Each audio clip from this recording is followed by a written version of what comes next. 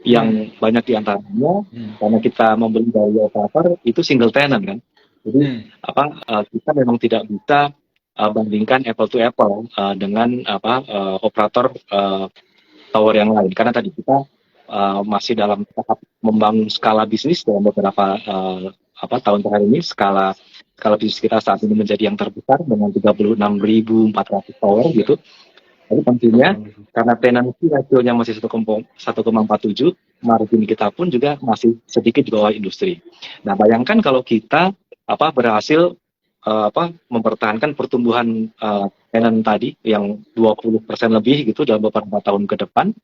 Tentu kalau colocation ratio atau tenancy ratio kita mendekati atau sama dengan industri, margin kita akan jauh lebih baik lagi dari saat ini, gitu. Wah.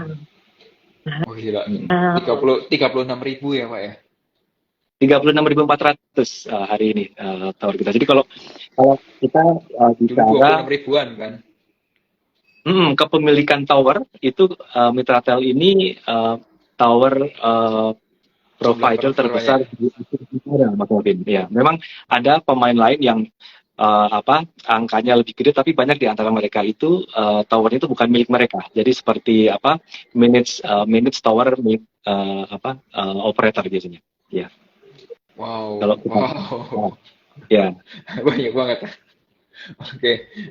Kalau dari Mitratel sendiri, berarti bisnisnya selain dari penyewaan tower yang berulang atau recurring, ada project, itu ada fiber optik. Kalau ada apalagi apa ada lagi Pak? Oke, ini juga ada satu bisnis baru namanya Energy as a Service atau Power to Tower. Ini memang masih relatif baru, ya. Baru tahun ini lah kita coba kembangkan bisnis ini. Jadi mungkin sedikit secara teknis begini. Jadi dalam memberikan layanan tower ini, penyewaan tower ini, operator itu mereka memerlukan namanya rectifier dan juga backup baterai atau baterai backup. Ini sebelum yang disediakan oleh operator selulernya sendiri. Nah, rectifier dia untuk mengelola listrik lah. Jadi nanti listrik dari PLN begitu, misalnya sebagian ke perangkat, ada juga yang ke baterai sebagai backup power gitu. Nah, tren ke depan itu operator akan mengalihkan infrastruktur pendukung ini termasuk untuk pengelolaan powernya itu ke penyedia infrastruktur, dalam hal ini tower provider, Mas Melvin. Jadi mulai tahun ini kita mendapatkan order ya untuk menyediakan power to tower ini atau penyediaan rectifier dan juga battery backup. Ya. Nah, ini akan menjadi bisnis baru. Saat ini memang kita masih relatif baru, mungkin juga masih dalam tahap learning curve gitu ya. Tapi kita melihat bahwa potensi dari bisnis ini sangat besar ke depan karena tadi jadi operator seluler itu trennya akan fokus pada core service-nya, pada layanan layanan selulernya, kemudian data, konten begitu ya, dan infrastruktur pendukungnya itu diserahkan kepada tower company gitu. Ya. Tapi kan kalau kayak gitu setiap yang sewa tower berarti akan sewa energinya itu dong Pak. Kalau nggak mungkin bisa nyala tuh Pak. Betul, kita menyediakan perangkat pendukungnya ya dalam hal ini tadi rectifier dan juga baterai backup. Jadi teman-teman, kalau aku kebayangnya itu kalau di mall-mall tuh ada yang nyewain power bank buat handphone kita. Nah ini power bank untuk towernya ini. Ya kan? Kurang lebih bisnisnya itu kan berarti. Ya, salah satunya karena itu bagian dari infrastruktur pendukung tadi layanan penyewaan menara. Ya. Oke, kebayang. Wah, luar biasa tuh Pak. Berarti langsung nempel dong. Udah, maksudnya tuh marketnya tuh bukan nyari market baru, tapi market yang sudah ada, yang existing market langsung pakai jasanya Bapak tambahan dong. Betul. Jadi ini masih di satu ekosistem. Tadi ada penyewaan menara, kita sediakan fibernya, satu ekosistem bagian yang lain penyediaan powernya. Jadi makin lengkap portofolio bisnis kami, Mas Melvin. Hal itu tuh kapan nggak sih Pak? Umum nggak sih Pak di industri toweran gini gitu, menara gini? Ya, kalau kita bicara di market yang sudah lebih advance gitu di luar negeri, ini sesuatu yang sudah berjalan mungkin cukup lama gitu ya. Di Indonesia memang ini masih sesuatu yang relatif baru ya, power Oh, berarti kalau dibandingin sama kompetitor, kompetitor juga belum masuk ke bisnis yang begitu ya, Pak ya? masih baru juga, masih baru juga. Oh, Kita tahu mereka juga mulai masuk di masuk. bisnis ini, tapi sama baru juga ya. Oh, oke, oke. Ya, jadi teman-teman kalau misal ini kalau lihat sahamnya juga, teman-teman ini kan kalau dari EPS tahu kan angkanya EPS tambah terus naik terus kan ya. Betul, seiring dengan peningkatan laba bersih tentunya, earning per share kita. Ya, ya. Cuma memang harganya lagi turun terus. Berarti teman-teman tahu ya kalau EPS naik harganya turun berarti itu apa artinya? Ya, Jadi betul. senang senang sekali gitu. Berarti kalau EPS-nya bagus terus naik terus itu artinya perusahaan per lembar sahamnya perusahaan tuh ceritanya bisa menghasilkan lebih banyak nih dari tahun ke tahun. Ya. Ya, tapi pasar market itu tuh eh, apa namanya harganya masih di diskon. Jadi ya kalau ketika EPS-nya naik terus, harganya masih belum kemana-mana bahkan turun. Coba aja dilihat dividen yield-nya juga, itu jadi sesuatu yang jadi cukup menarik gitu. Apalagi kalau Mitra Tel itu tuh termasuk IDX Group nggak Pak? Saya lupa Pak. Eh, ini ya eh, indeks ya, Ya, di indeks ya, bagi indeks. indeks ya. Saya IDX. mungkin cek ya, kita yang masuk itu kita terakhir di bisnis 27 kelihatannya kalau growth kita, saya sempat cek kelihatannya sih belum ya. Oke, oke. Yes, itu tapi ya menurutku harusnya harusnya Mitra Tel bisa masuk ke yang grup sih karena fokusnya harusnya Ya, di pertumbuhan terus gitu, di gas terus gitu. Ya, ya, karena karena kalau industri industri teknologi bertumbuh, menurutku infrastrukturnya dulu yang harusnya ya, dikuatin. Kalau nggak ada seiring dengan infrastrukturnya, betul, bener ya betul. Pak ya? Iya, Ya, betul, betul. ya, apalagi sekarang kan semua orang di Indonesia udah ada TikTok, ada YouTube, ada sosial media kayak gini, pasti Iya, transaksi online juga meningkat, itu pasti infrastruktur harus naik betul, dulu. Kalau nggak akan kuat itu. betul, betul. Wah, Saat ini internet ya, apalagi termasuk yang tadi Mas sebutkan itu, yang mobile internet itu seperti sudah jadi kebutuhan pokok ya. iya, Betul. iya, iya.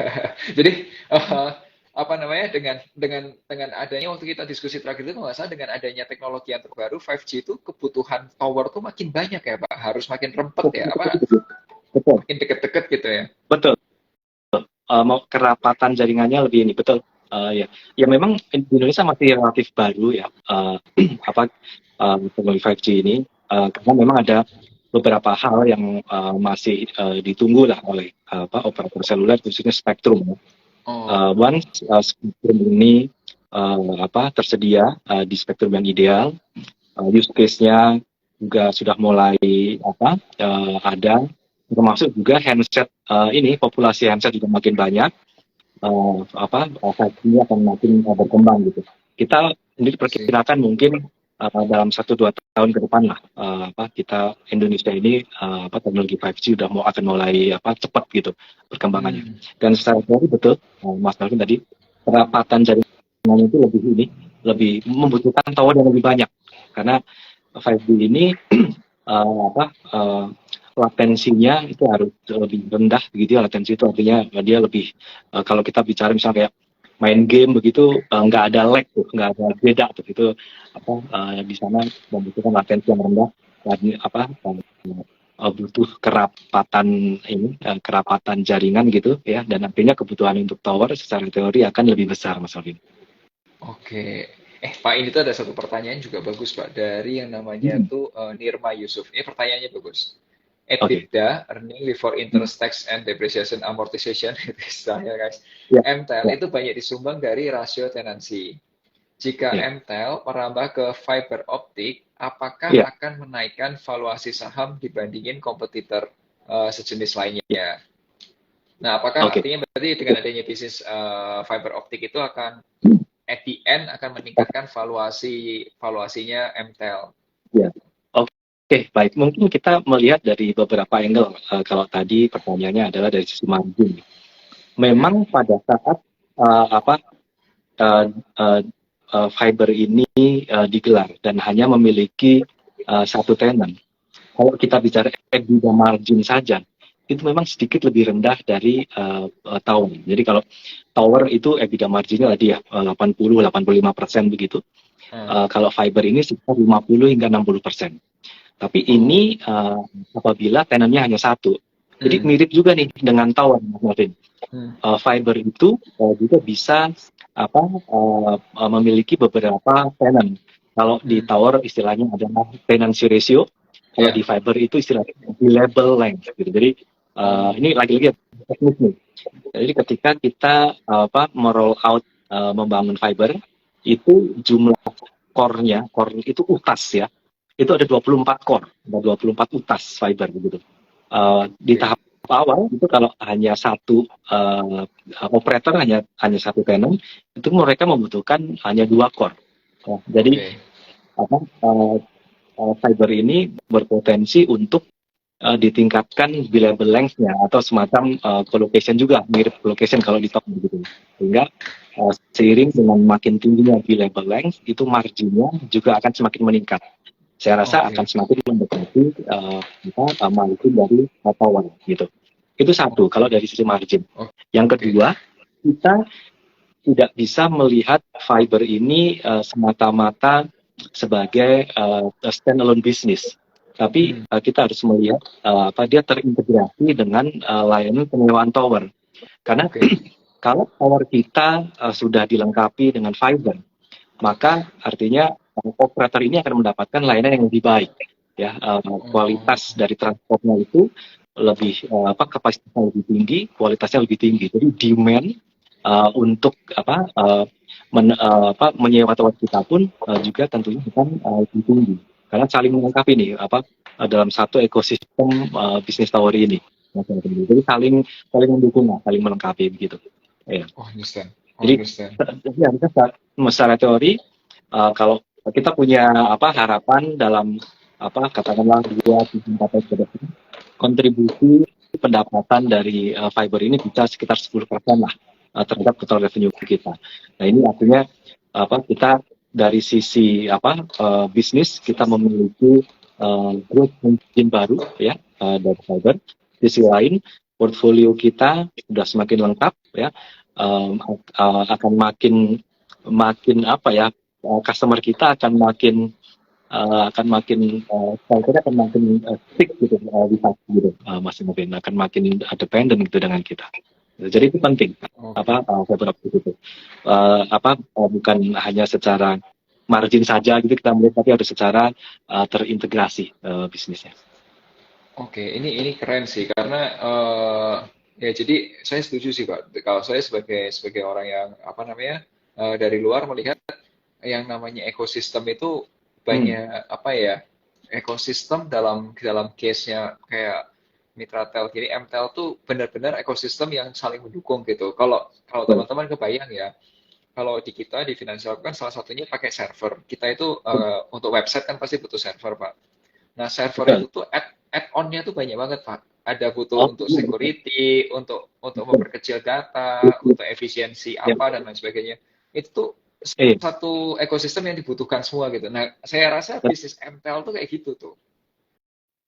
Betul sekali. Jadi kita makanya kita mengembangkan ekosistemnya itu karena tadi saling melengkapi ya, dan tadi kalau Mas Helmi sebenarnya add-on gitu ya. Jadi bisnis yang terkait itu yang saling mendukung, saling support harus semakin kuat lah gitu. Benar. Itu emang model bisnisnya kalau infrastruktur tuh begitu ya Pak ya? Atau memang teknologi yang B2B itu emang begitu ya Pak ya? Betul. Mas Helmi. Iya. Luar biasa berarti Pak ya. Ini berarti kayak pelan-pelan naikinnya makin banyak ya. Karena begitu. Iya. Oke. Kebayang. Ini bisnisnya luar biasa. Ya, jadi teman-teman kalau misal mungkin ada yang orang IT pasti kebayang tuh kalau misal punya server tuh ya cuma sewa server doang. Ada ini, ada itu, ada ini. Oke. Yes. Kalau dari Sherry ada tambahan lagi mungkin share? Sebenarnya pertanyaan masih banyak nih Pak. Cuma mungkin sayangnya waktu kita udah habis nih. Jadi Pak Andi ada lanjut lagi, mungkin habis ini masih ada meeting ya Pak ya. Jadi mohon Baik, maaf teman-teman kalau ada pertanyaan-pertanyaan yang tidak terjawab. Senang banget partisipasi kita lumayan ramai nih Pak hari ini, dan juga semoga teman-teman bisa dapat gambaran ya hal baik apa yang sedang dikerjakan, sudah dikerjakan, dan yang akan dikerjakan dari Mitratel. Mungkin sebelum menutup hari ini Pak, ada mungkin pesan-pesan buat teman-teman investor di sini yang menonton. Oke, ya. Mungkin mungkin untuk bagi kami Mitratel, tentunya kita terus berinvestasi ya, kita terus berekspansi. Tadi kami sebutkan baik secara organik maupun inorganik ya, memperbesar skala bisnis kita. Yang ke depan tentu strategi berikutnya adalah kita memonetisasi aset kita sehingga dapat mendeliver kinerja kita, kinerja fundamental kita yang lebih baik dari sisi pertumbuhan ya, sehingga kita bisa memberikan return lah ya, yang baik pula kepada pemegang saham Mitratel. Ya, saya rasa itu Mbak Sherly. Oke, terima kasih buat waktunya Pak Andi di tengah Thank you. kesibukan. Terima kasih Pak, semoga sukses terus untuk Mitratel dan Bapak. Ya. Terima kasih Mbak Sherly, Mas Kelvin, Thank terima kasih you. banyak.